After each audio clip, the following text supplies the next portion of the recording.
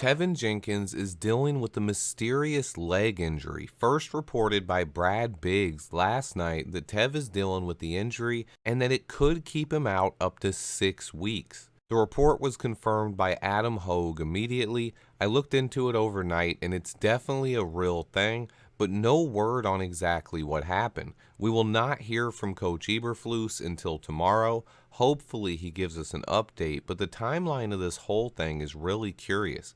Tev practiced in full pads both days against the Colts. After Thursday night's practice, he also spoke to the media. I've rewatched that interview and looked at all the footage I have from practice, and Tev looked awesome. He didn't seem bothered by anything, and if he was hurt at that point, why would he be speaking to the media? He wouldn't have. So what happened? At this point, no one knows except Tev Jenkins and those inside the building. All we know is that sometime between Thursday and Sunday night, the team discovered Tev has an injury to his leg. It could have happened in practice and he didn't notice till the next day. Or, freak things happen. He could have had something happen off the field. The bottom line is the season is just a few weeks away, and we need the best 5 out there protecting Justin Fields. The strangest thing I've seen all morning, besides the Tevin Jenkins hate on Twitter, is that all of the Bears beat reporters and media are saying that Alex Leatherwood is the guy slated to start in Teven Jenkins' place. I saw multiple tweets from Bears media today saying that Ja'Tyre Carter is a right guard only and that Alex Leatherwood is the only option to fill in for Tev. Yes, it is true that Carter has worked mostly at right guard this season, but that's after practicing mostly at left guard for the majority of last season. Also, if we go back to early mini camps, Ja'Tyre Carter was getting reps at left guard. I don't think it was until after Lucas Patrick got hurt that he moved over to right guard full time. He took a ton of reps on the left side last year, and he makes perfect sense to replace Tev if he does indeed miss some time into the regular season. Carter has filled in admirably for Nate Davis. I did a tape breakdown on him last week, but with Davis now getting close to 100%, it would make perfect sense to slide Carter over to the left side. He's been working with the starters anyway, and he's clearly a better option than Leatherwood is right now. On top of that, Ja'Tyre also worked out with Braxton Jones all offseason, so putting him at left guard next to his buddy Braxton should be another positive. I think most people are taking the depth chart way too seriously right now and just slotting in Leatherwood and overlooking Carter. Could Leatherwood get some first-team reps? Of course, especially if Nate Davis isn't 100% in practice yet. But will Leatherwood start over Carter? No, I don't think so. I think the Bears media have lost their minds on that one. Think back to last year and everything Eberflus has said about finding the best 5. We are 3 weeks away from Week 1 kickoff, and there's no way that I believe this team should move forward with Alex Leatherwood ahead of Ja'Tyre Carter as the left guard.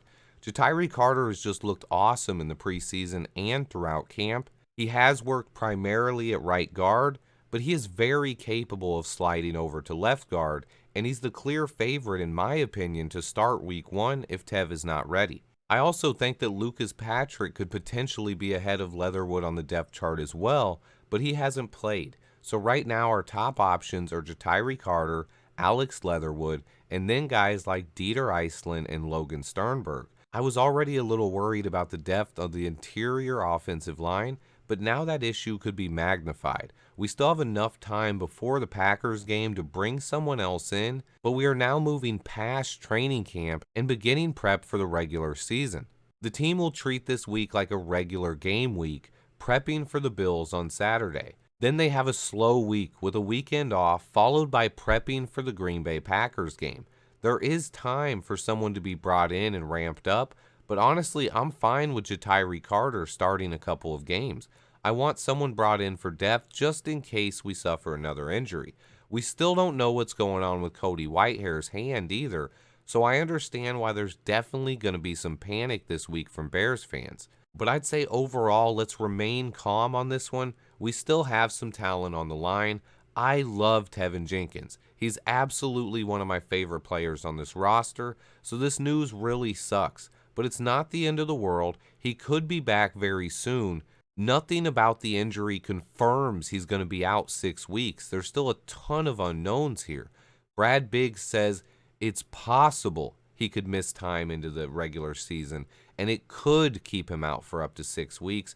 But until we have that confirmed, let's not panic. On top of that, I think Ja'Tyre Carter has played very well when he's been given the chance. I think a couple of games of starting experience would only help out his development. I don't think it's as simple as Alex Leatherwood is listed as left guard on the depth chart, so he's going to immediately be the starter. He may get the reps first, but do not rule out Ja'Tyre Carter here. That's all I'm saying.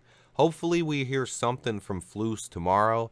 I expect Ryan Poles will be watching the waiver wire very closely. We're 8 days away from massive roster cuts around the NFL. Poles will have his eyes open and ready to make a move. Overall, though, as a big Tev fan, this move just sucks. But I do think Carter would be a good replacement and can fill in for a few weeks if you ask me. I'm going to be heading back into the film room. I'm going to be doing some deep dives on Alex Leatherwood and Larry Borom now. I may try to look at some more interior guys on the offensive line, Dieter Iceland, Logan Sternberg, Doug Kramer, etc. I am going to spend a lot of time in the film room today, since we're not going to be hearing anything from the Bears media unless they make a surprise and do an announcement. I'm going to spend the day in the film room and try to avoid Twitter, as there's just way too much Tevin Jenkins hate out there. I appreciate everybody who watches the videos. Let me know if there's someone in the film room that you're interested in getting my take on. Stay tuned, guys. I'll be here every step of the way, breaking down everything Chicago Bears. Please remember to hit that like button for me. And until next time, bear down. For anybody still here, I'm going to play a brief clip from Teven Jenkins' press conference. This is from last Thursday, after the second practice at Indy. He had a press conference after practice. He had a great practice, was fully padded, and then was asked about staying healthy and his durability in the press conference. He said he hopes to be showing people that he can stay durable all year by being healthy throughout training camp. So you can tell at this point, he clearly did not have any idea of an injury, and he was not injured. I'll let that play here for you guys. Check that out and bear down. Uninterrupted weekend. It's good. I mean, it's hopefully shows signs of my wanted durability of myself for the rest of the season. So as long as I'm staying out here for right now through training camp, hopefully this shows positive signs for the rest of the year.